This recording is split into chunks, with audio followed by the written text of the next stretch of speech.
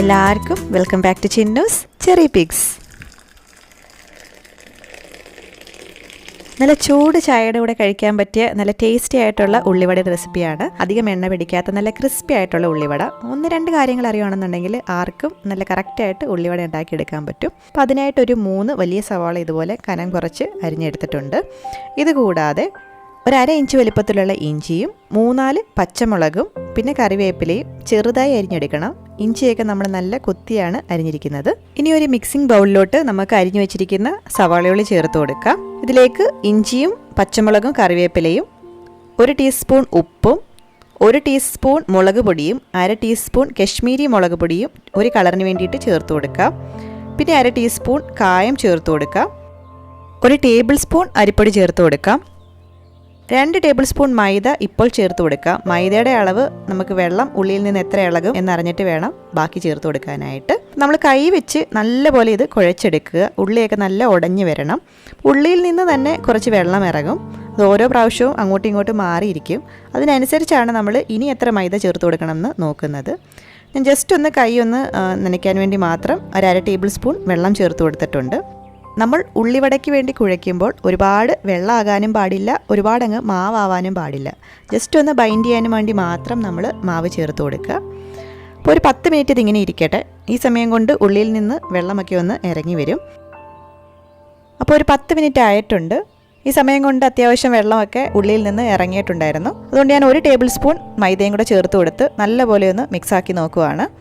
അപ്പോൾ ഇത്രയും പോരാ, അതുകൊണ്ട് 1/2 ടേബിൾ സ്പൂൺ മൈദയും കൂടെ ആഡ് ചെയ്ത് കൊടുക്കുകയാണ്. മൊത്തം നമ്മൾ 3.5 ടേബിൾ സ്പൂൺ മൈദയാണ് ആഡ് ചെയ്ത് കൊടുത്തിരിക്കുന്നത്. അപ്പോൾ നിങ്ങളും കുറേശ്ശെയായിട്ട് ഇതുപോലെ ആഡ് ചെയ്ത് നോക്കി വേണം എത്ര മൈദ അല്ലെങ്കിൽ മാവ് വേണം എന്നുള്ളത് തീരുമാനിക്കാനായിട്ട്. ഒരുപാടങ്ങ് മാവാവരുത്, അതുപോലെ തന്നെ ഒരുപാട് വെള്ളവും ആകരുത്. അപ്പോൾ നമ്മളിതാ സ്പൂൺ വെച്ച് ഇങ്ങനെ നാക്കി നോക്കുമ്പോൾ ഒരു ഉണ്ട പോലെ നമുക്ക് കിട്ടണം, ഒരു ഷേപ്പ് ആക്കാൻ പറ്റണം. ഇതാണ് നമ്മുടെ ഒരു പരുവം എന്ന് പറയുന്നത്. ഈ സമയത്ത് ഉപ്പൊന്ന് ടേസ്റ്റ് ചെയ്ത് നോക്കുക. ഉപ്പ് കുറവാണെന്നുണ്ടെങ്കിൽ കുറച്ച് ഉപ്പ് ആഡ് ചെയ്ത് കൊടുക്കുക. അപ്പോൾ ഞാൻ കൈ കൊണ്ടല്ല സ്പൂൺ കൊണ്ട് തന്നെയാണ് എണ്ണയിലോട്ട് ഇട്ട് കൊടുക്കുന്നത്. അപ്പോൾ ഒരു സ്പൂൺ കൊണ്ട് ചെറിയൊരു ക്വാണ്ടിറ്റി ഇതുപോലെ സൈഡ് ചേർത്ത് ഒന്ന് വടിച്ചെടുത്താൽ നമുക്ക് കറക്റ്റായിട്ട് ഇട്ട് കൊടുക്കാം. ഇങ്ങനെ അല്ലാതെ ആദ്യമായിട്ടൊക്കെ ചെയ്യുന്നവർക്ക് വേണ്ടിയിട്ട് ഒരു മെത്തേഡൂടെ കാണിച്ചു തരാം.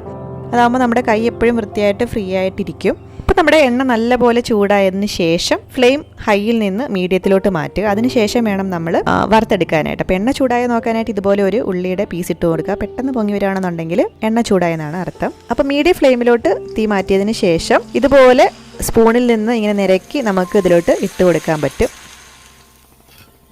ഒരു സ്പൂൺ വെച്ച് അങ്ങോട്ടും ഇങ്ങോട്ടും വെച്ചിട്ട് വേണേലും നമുക്കിത് ആദ്യമായിട്ട് ചെയ്യുന്നവർക്ക് ചെയ്തെടുക്കാം. അല്ലെങ്കിൽ നേരത്തെ പറഞ്ഞ കണക്ക് സൈഡ് ചേർത്ത് വടിച്ചെടുത്താൽ മതി. നല്ല ഷേപ്പിൽ തന്നെ കിട്ടും. കൈ പറ്റിക്കേണ്ടെന്നുള്ളവർക്ക് വേണ്ടിയിട്ടാണ് ഇത് പറയുന്നത്. അപ്പോൾ മറ്റൊരു സ്പൂൺ വെച്ചിട്ട് ഇതുപോലെ നമുക്ക് നിരക്കിയിട്ട് കൊടുക്കാം.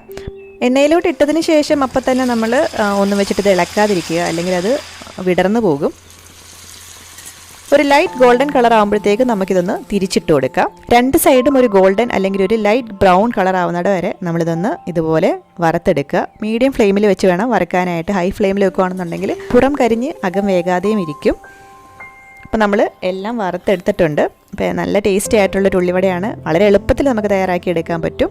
അപ്പോൾ എല്ലാവരും ട്രൈ ചെയ്ത് നോക്കുക. അഭിപ്രായങ്ങൾ കമൻറ്റ് ചെയ്ത് അറിയിക്കുക. പുതിയ റെസിപ്പിയുമായിട്ട് വീണ്ടും കാണാം. അതുവരേക്കും ബൈ.